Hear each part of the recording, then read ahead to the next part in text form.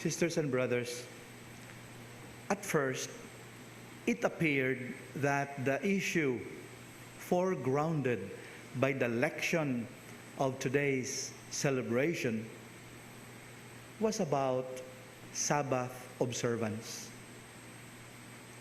But ultimately, it was a serious question about the identity of the Lord. My dear friends, we should not forget God's commandment concerning the Sabbath is a reasonable divine law which has the good, the welfare of the chosen people in mind. Kung sa may katuyuan dahil sa Sabbath, to help the chosen people reflect on God's glory, His immensity, and His love for them. And at the same time, to reflect on their own identity as His people. And in the process, they would become better individuals, a better people. And in the process, they will delight in the day of rest. So mao gyud tuyo ra na kaayuhan alang sa piniling katawhan. From the practical point of view, we need to rest once in a while, right? After being preoccupied with so many things, it's good to rest once in a while for our physical and mental well-being. So mao na original intention sa balaod.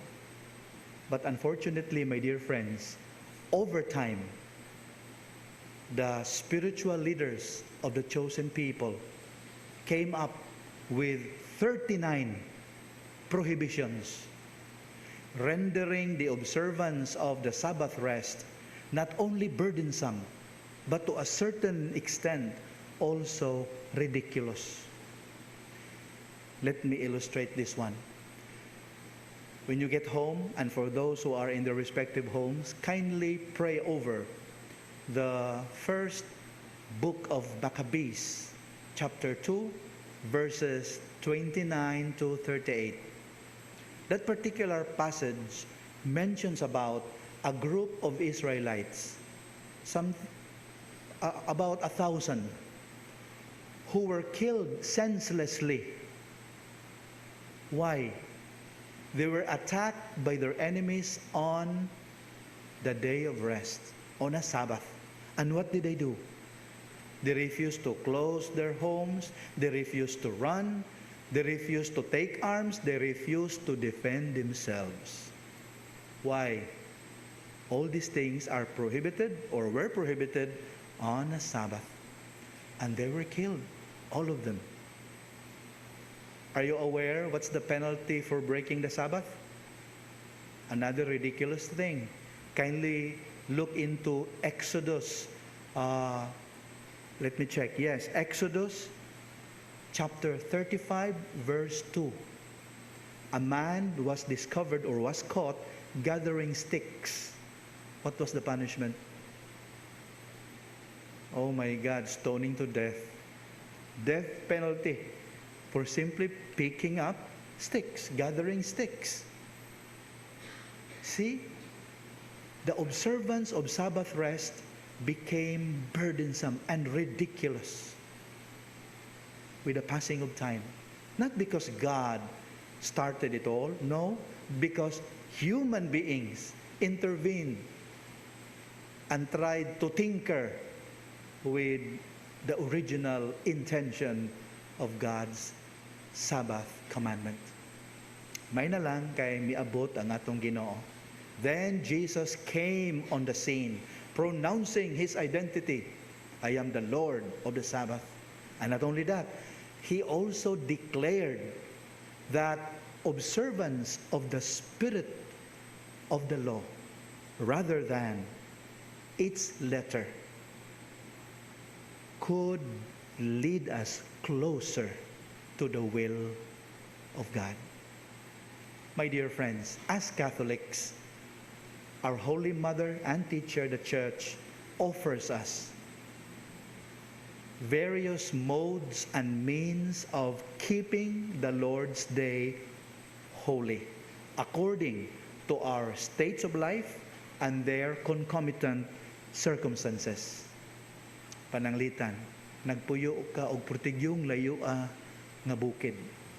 And it would be humanly impossible and even economically impossible to go to church every Sunday.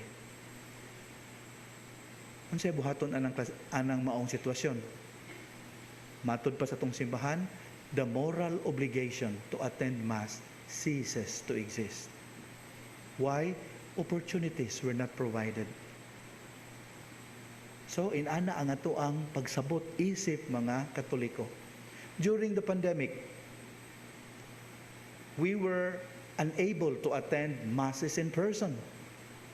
But we are required to attend the Day of the Lord celebration on a regular basis. But because of the restrictions of the pandemic, we were prevented from doing so. So, unsaon na ito na ang among sitwasyon? Again, the moral obligation ceases because there were no opportunities given to us. So, inana ang pagsabot sa spirit behind the law, the original intent of the law. We are enjoined as Catholics to observe not the jot and tittle of the structures and strictures of Sunday obligation, but the original intention of that particular obligation. And what is that? To delight in worshiping God and in pondering our dignity as His people.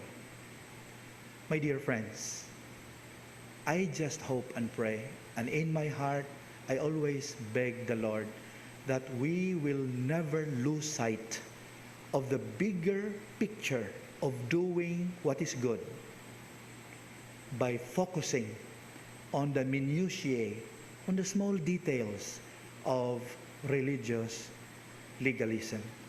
In today's gospel, the Lord seems to tell the Pharisees, Sabbath is supposed to be a day of rest, but you transform it into a day of extreme labor just to keep it holy. The Lord is telling us, let's go back to the spirit of the precepts we are enjoined to practice as Catholics. Amen.